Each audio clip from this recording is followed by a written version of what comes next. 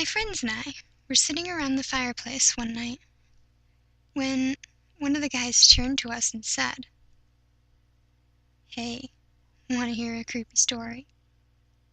Of course we said yes.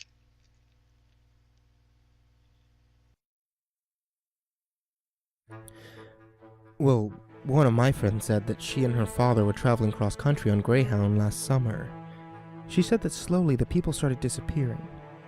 The bus had made no stops, but the other passengers slowly started disappearing. At one point, she heard someone near her comment that their travel partner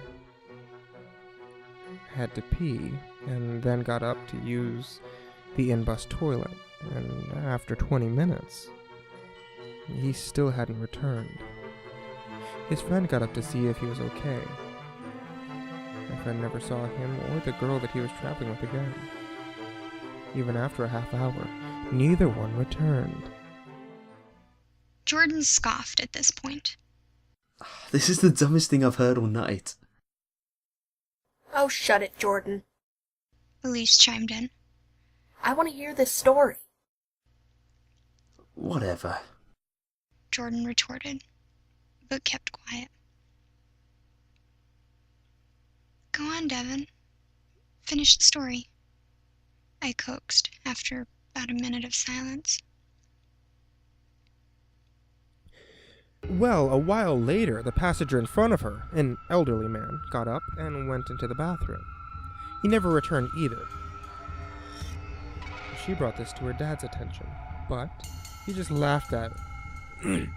He just laughed it off, saying the old man most likely just sat down closer to the bathroom, so he didn't have to walk as far. Devin paused in his story here.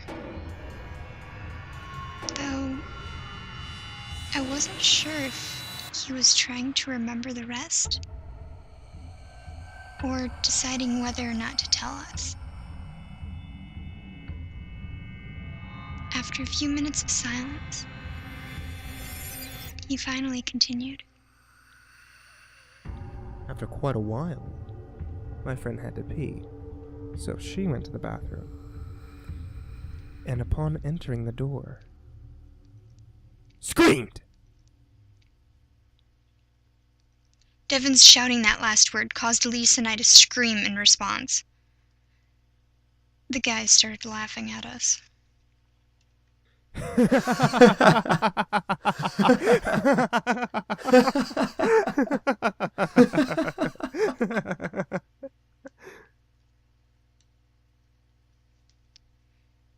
Once we all finally settled down, staring into the fire quietly, Elise spoke up. So, what was in the bathroom? The old man was fapping. Ew. No, seriously. Elise turned to Devin. Devin smiled at her. A dark, sinister smile that, to be honest, gave me the chills. Blood and guts from all the missing people. Oh, come on. Jordan rolled his eyes. That's the dumbest story I've ever heard. You just made that up to scare me because of my upcoming trip, I accused.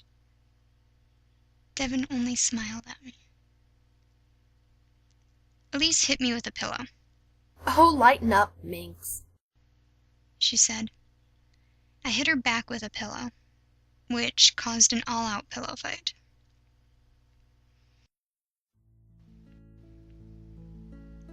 Two days later, I got up early to board a Greyhound bus, headed south with my dad. Devin's story was still fresh in my mind. As I settled into my seat, I uneasily glanced back at the bathroom behind us. An hour into the trip, a teenage girl got up and went into the bathroom. I can't be sure, but I thought I heard a muffled scream that was drowned out by the flush of the toilet. But she never came back out.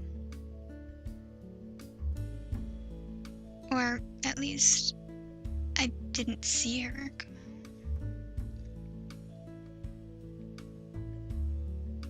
"10 minutes later, her boyfriend got up and went in.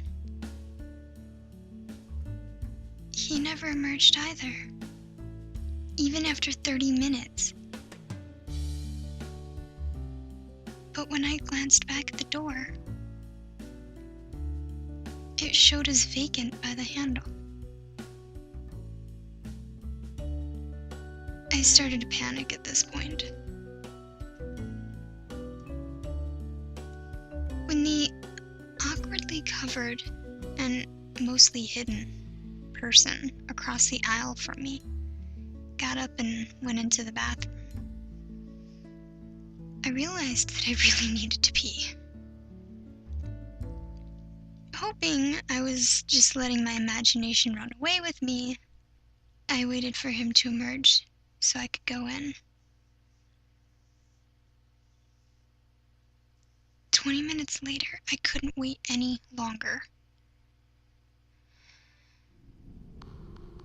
I got up reluctantly and walked to the door.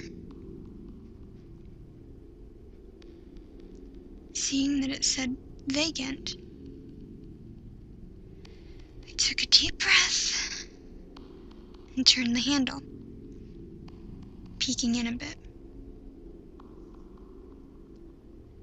Not seeing the floor covered in blood, I sighed a sigh of relief, swung the door open more.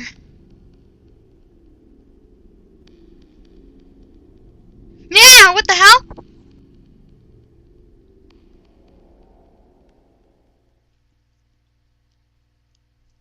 Once Devin had finally stopped laughing at me, I punched him in the arm. "You jerk!" I shouted at him. Oh my god! He started laughing again. You should have seen your face. "Shut up." I slugged him again. "You would have screamed too if I'd been in there with a friggin' Jeff mask on." I crossed my arms and slouched in my seat.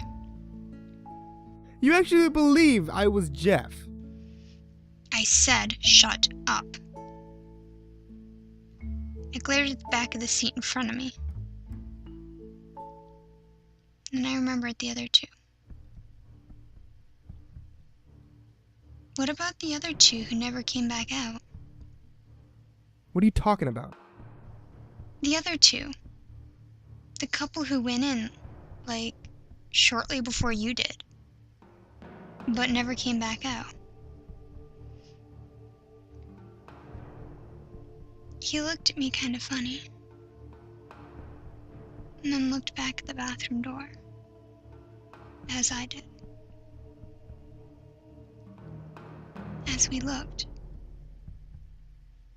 someone else got up, went in, and locked the door. It showed as occupied, and I swear, I heard a muffled scream that was drowned out by the flush of the toilet. The door lock flicked open, the little sign switching to vacant.